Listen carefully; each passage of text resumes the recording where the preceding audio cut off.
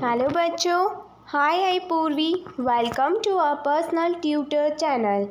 आज हम लोग कक्षा 7 बाल महाभारत कथा का 11वां पाठ पढ़ेंगे, पांडवों की रक्षा।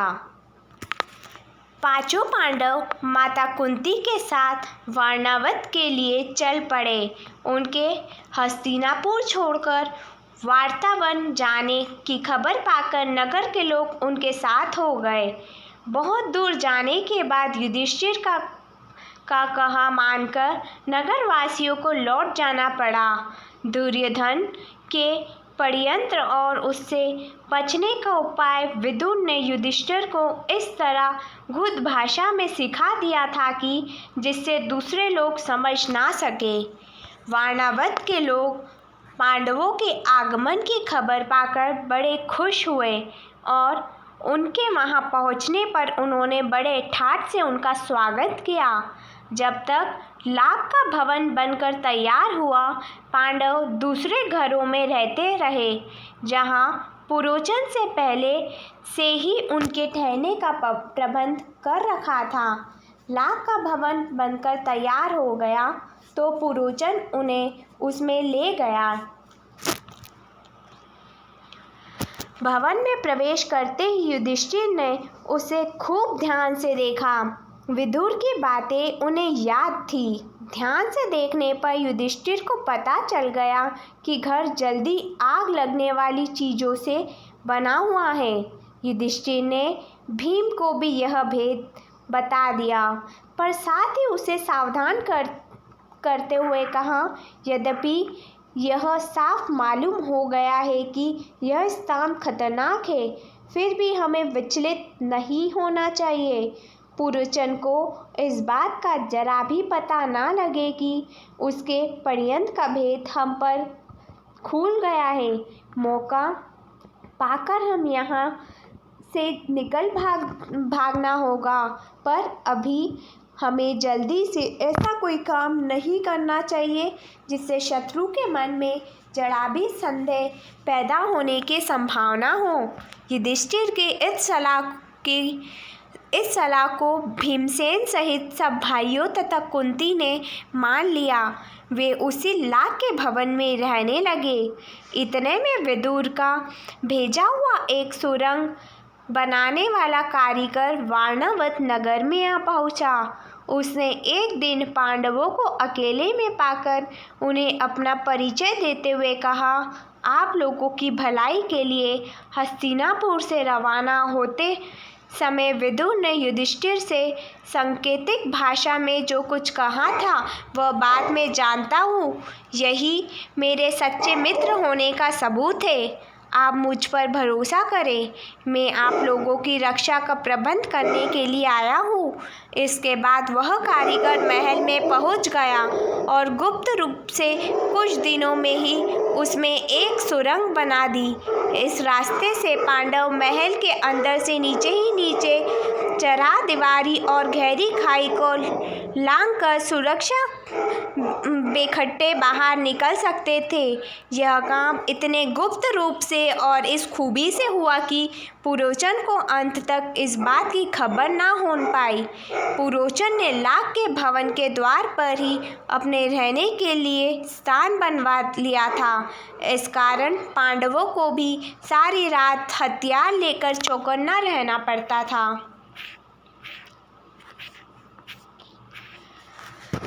एक दिन पुरोचन ने सोचा कि अब पांडवों का काम तमाम करने का समय आ गया है। समझदार युधिष्ठिर उसके रंग ढंग से ताड़ गए कि वह क्या सोच रहा है। युधिष्ठिर की सलाह से माता कुंती ने उसी रात को एक बड़े भोज का प्रबंध किया। नगर के सभी लोगों को भोजन कराया गया। बड़ी धूमधाम रही, मानो कोई बड़ा उत्सव हो। खूब खा पी कर भवन के सब कर्मचारी गहरी नींद में सो गए। पुरोचन भी सो गया। आधी रात के समय भीमसेन ने भवन में कई जगह आग लगा दी और फिर पांचों भाई माता कुंती के साथ सुरंग के रास्ते अंधेरे में रास्ता टटोलते बाहर निकल गए। भवन से बाहर वे निकले ही थे कि आग से सारे भवन को अपनी लपटे में ले लिया।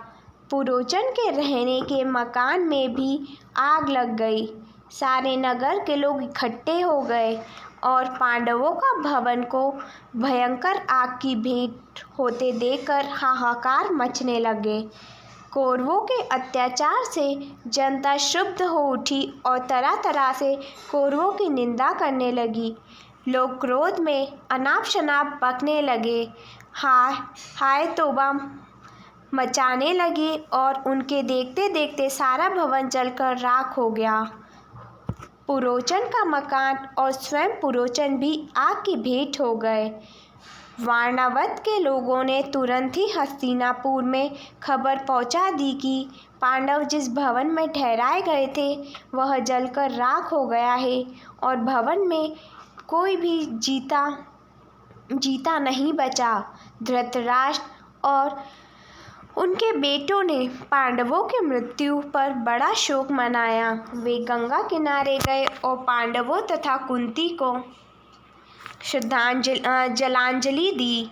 फिर सब मिलकर बड़े जोर जोर से रोते और विलाप करते हुए घर लौटे।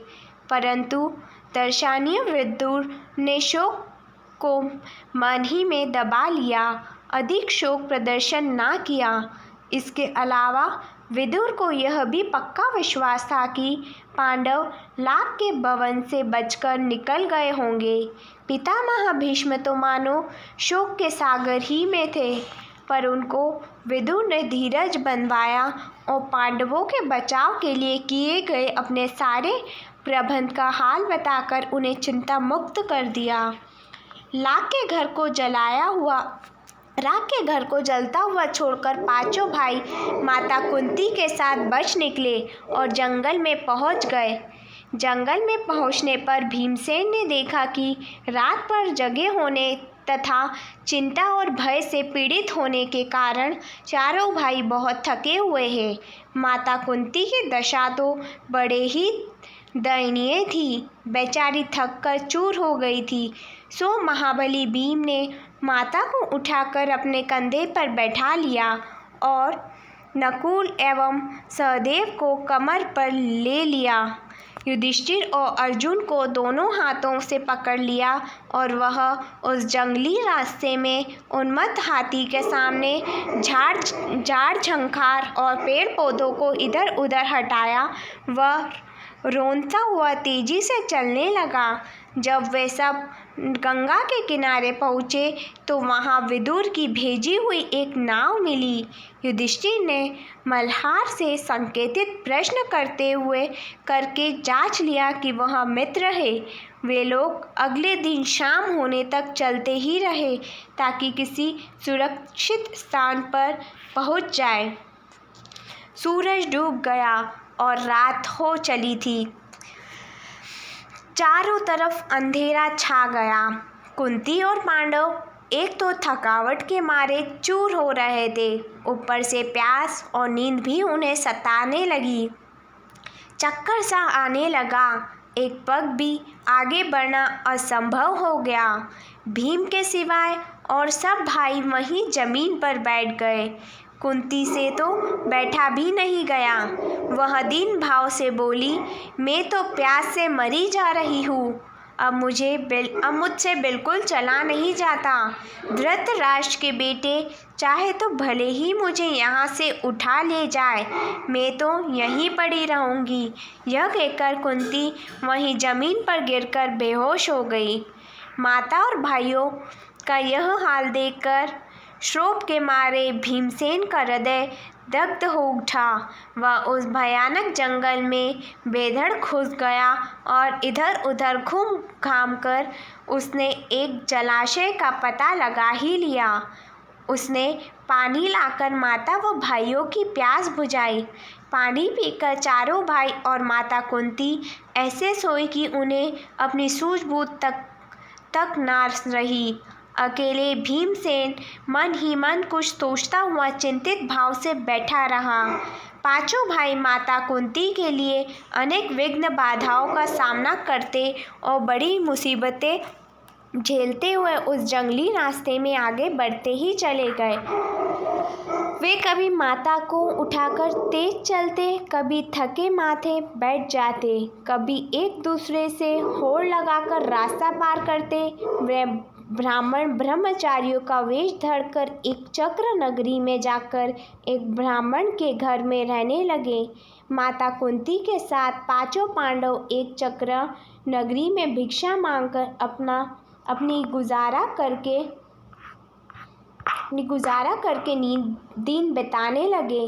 भिक्षा के लिए जब पांचों भाई निकल जाते तो कुंती का जी बड़ा बेचैन हो उठता था। वह बड़ी चिंता से उनकी बात जोहती रहती। उनके लौटने में जरा भी देर हो जाती तो कुंती के मन में तरह तरह की आशंकाएं उठने लगती थी। पांचों भाई भिक्षा में जितना भोजन लाते, कुंती उसके 2 हिस्से कर देती। एक हिस्सा भीमसेन को दे देती और बाकी आधे से 5 हिस्से करके चारों बेटे और खुद खा लेती थी। 30 पर भी भीमसेन की भूख नहीं मिटती। हमेशा ही भूखा रहने के कारण वह दिन पर दिन दुबला होने लगा। भीमसेन का यह हाल देखकर कुंती और युधिष्ठिर बड़े चिंतित रहने लगे। थोड़े से भोजन से पेट ना भरता था तो भीमसेन ने एक कुम्हार से दोस्ती कर ली। उसने मिट्टी आदि खोदने में मदद करके उसको खुश कर दिया। कुम्हार भीम से बड़ा खुश हुआ और एक बड़ी भारी हांडी बनाकर उसको दी। भीम उसी हांडी को लेकर भिक्षा के लिए निकलने लगा। उसका विशाल शरीर और उसकी वह विलक्षण हांडी देखकर बच्चे तो हंसते हंसते लोटपोट हो जाते। एक दिन चारों भाई भिक्षा के लिए गए। अकेले भीमसेन ही माता कुंती के साथ घर पर रहा। इतने में ब्राह्मण के घर के भीतर से बिलक बिलक कर रोने की आवाज़ आई। अंदर जाकर देखा कि ब्राह्मण और उसकी पत्नी आंखों में आंसू भरे सिसकियां लेते हुए एक दूसरे से बातें कर रहे हैं। ब्राह्मण बड़े दुखी हृदय से अपनी पत्नी से कह रहा था, कितनी ही बार मैंने तुम्हें समझाया है कि इस अंधेर नगरी को छोड़कर कहीं और चले जाए, पर तुम नहीं मानी। यही हट करती रही कि यह मेरे बाप दादा का गांव है, यहीं रहूँगी। बोलो अब क्या कहती हो? अपनी बेटी की भी बलि कैसे चढ़ा दूँ और पुत्र को कैसे कवलीन होने दूँ? यदि मैं शरीर त्यागता हूँ तो फिर इन अनाथ बच्चों का भरण पोषण कौन करेगा? है मैं अब क्या करूँ? और कुछ करने से तो अच्छा उपाय यह है कि सभी एक साथ मौत को गले लगा ले, यही अच्छा होगा। कहते कहते ब्राह्मण सिसक कर रो पड़ा। ब्राह्मण की पत्नी रोती रोती बोली, प्राणनाथ, मुझे मरने का कोई दुख नहीं है। मेरी मृत्यु के बाद आप चाहे तो दूसरी पत्नी ला सकते हैं। अब मुझे प्रसन्नतापूर्वक आज्ञा दें ताकि मैं राक्षस का भोजन बनूं। पत्नी की ये व्यथा भरी बातें सुनकर ब्राह्मण से ना रह गया। वह बोला, प्रिय, मुझसे बड़ा दुरात्मा और पापी कौन होगा जो तुम्हें राक्षस की बलि चढ़ा दे और खुद जीवित रहे। माता पिता को इस तरह बातें करते देख ब्राह्मण की बेटी से ना रह गया। उसने करुणा स्वर में कहा, पिताजी, अच्छा तो यह है कि राक्षस के पास आप मुझे भेज दें। सबको इस तरह रोते देखकर ब्राह्मण का नन्हा सा बालक पास में आया। पास में पड़ी हुई सूखी लकड़ी हाथ में लेकर घुमाता हुआ बोला, उस राक्षस को तो मैं ही इस लकड़ी से इस तरह जोर से मार डालूंगा। कुंती खड़ी खड़ी ये सब देख रही थी। अपनी बात कहने का उसने ठीक मौका देखा। वह बोली, हे ब्राह्मण, क्या आप कृपा करके मुझे बता सकते हैं कि आप लोगों के इस असमय दुख का कारण क्या है? ब्राह्मण ने कहा, देवी सुनिए, इस नगरी के समीप एक गुफा है जिसमें बक नामक एक बड़ा अत्याचारी राक्षस रहता है। पिछले 13 वर्षों से इस नगरी के लोगों पर वह बड़े जुल्म ढा रहा है। इस देश का राजा, जो वेत्रकीय नाम के महल में रहता है, इतना निकम्मा है कि प्रजा को राक्षस से अत्याचार से बचा नहीं रहा है। इससे घबराकर नगर के लोगों ने मिलकर उससे बड़ी अनुनय विनय की कि कोई न कोई नियम बना ले। बकासुर ने लोगों की यह बात मान ली और तब से इस समझौते के अनुसार यह नियम बना हुआ है कि लोग बारी बारी से एक एक आदमी और खाने की चीज़ हर सप्ताह उसे पहुंचा दिया करते हैं। इस सप्ताह में उस राक्षस के खाने के लिए आदमी और भोजन भेजने की हमारी बारी है।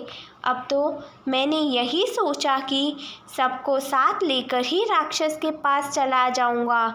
आपने पूछा सो आपको बता दिया। इस कष्ट को दूर करना तो आपके बस में भी नहीं है। ब्राह्मण की बात का कोई उत्तर देने से पहले कुंती ने भीमसेन से सलाह की। उसने लौटकर कहा, विप्रवर, आप इस बात की चिंता छोड़ दो। मेरे 5 बेटे हैं, उनमें से एक आज राक्षस के पास भोजन लेकर चला जाएगा। सुनकर ब्राह्मण चौंक पड़ा और बोला, आप भी कैसी बातें कहती है? आप हमारी अतिथि है, हमारे घर में आश्रय लिए हुए हैं। आपके बेटे को मौत के मुंह में मैं भेजूं, ये कहाँ का न्याय है? मुझसे यह नहीं हो सकता। कुंती को डर था कि यदि यह बात फैल गई तो दुर्योधन और उनके साथियों को पता लग जाएगा कि पांडव एक चक्र नगरी में छिपे हुए हैं। इसलिए उसने ब्राह्मण से इस बात को गुप्त रखने का आग्रह किया। कुंती ने जब भीमसेन को बताया कि उसे बकासुर के पास भोजन सामग्री लेकर जाना है, तो युधिष्ठिर खींच उठे और बोले, यह तुम कैसा दुस्साहस करने चली हो माँ? युधिष्ठिर ने इन कड़ी बातों का उत्तर देते हुए कुंती बोली, बेटा युधिष्ठिर, इस ब्राह्मण के घर में हमने कई दिन आराम से बिताए हैं। जब इन पर विपदा पड़ी है तो मनुष्य होने के नाते हमें उसका बदला चुकाना ही चाहिए। मैं बेटा भीम की शक्ति और बल से अच्छी तरह परिचित हूँ। तुम इस बात की चिंता मत करो। जो हमें वारणावत से यहाँ तक उठा लाया, उसने हिंडिब का वध किया। उस भीम के बारे में मुझे ना कोई डर है ना चिंता। भीम को बकासुर के पास भेजना हमारा कर्तव्य है। इसके बाद नियम के अनुसार नगर के लोग खाने पीने की चीज़ें गाड़ी में रखकर ले आए। भीमसेन उछलकर गाड़ी में बैठ गया। शहर के लोग भी बाजे बजाते हुए कुछ दूर तक उसके पीछे पीछे चले। एक निश्चित स्थान पर लोग रुक गए और अकेला भीम गाड़ी दौड़ाता हुआ आगे गया। उधर राक्षस मारे भूख के तड़प रहा था। जब बहुत देर हो गई तो बड़े क्रोध के साथ वह गुफा के बाहर आया। देखता क्या है कि एक मोटा सा मनुष्य बड़े आराम से बैठा हुआ भोजन कर रहा है। यह देखकर बकासुर की आंखें क्रोध से एकदम लाल हो गई। इतने में भीमसेन की भी निगाह उस पर पड़ी। उसने हंसते हुए उसका नाम लेकर पुकारा। भीमसेन की यह डिठाई देखकर राक्षस गुस्से में भर गया और तेजी से भीमसेन पर झपटा। भीमसेन ने बकासुर को अपनी ओर आते देखा तो उसने उसकी तरफ पीठ फेर ली और कुछ भी परवाह न करके खाने में ही लगा रहा। खाली हाथों काम न बनते देखकर राक्षस ने एक बड़ा सा पेड़ जड़ से उखाड़ लिया और उसे भीमसेन पर दे मारा। परंतु भीमसेन ने बाएं हाथ पर उसे रोक लिया। दोनों में भयानक मुठभेड़ हो गई। भीमसेन ने बकासुर को ठोकरें मारकर गिरा दिया और कहा, दुष्ट राक्षस, जरा विश्राम तो करने दे। थोड़ी देर सुस्ता कर भीम ने फिर कहा, अच्छा अब उठो। बकासुर उठकर भीम के साथ लड़ने लगा। भीमसेन ने उसको ठोकरें लगाकर फिर गिरा दिया। इस तरह बार बार पछाड़ खाने पर भी राक्षस उठकर भिड़ जाता था। आखिर भीम ने उससे मुंह के बल गिरा दिया और उसकी पीठ पर घुटने की मार देकर उसकी रीढ़ तोड़ डाली। राक्षस पीड़ा के मारे चीख उठा और उसके प्राण परेखों उड़ गए। भीमसेन उसकी लाश को घसीट लाया और उसे नगर के फाटक पर जाके पटक दिया। फिर उसने घर आकर माँ को सारा हाल बताया। धन्यवाद।